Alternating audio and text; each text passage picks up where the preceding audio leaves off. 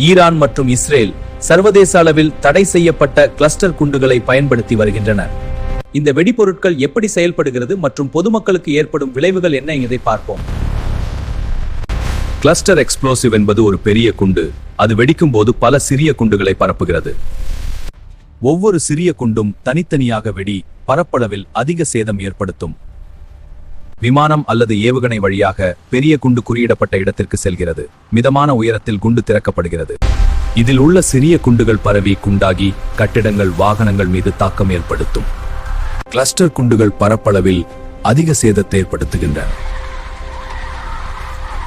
சுமார் 20% குண்டுகள் தானாக வெடிக்காமல் நிலத்தில் மீதமுள்ளதால் எதிர்காலத்திலும் அபாயம் இருக்கிறது.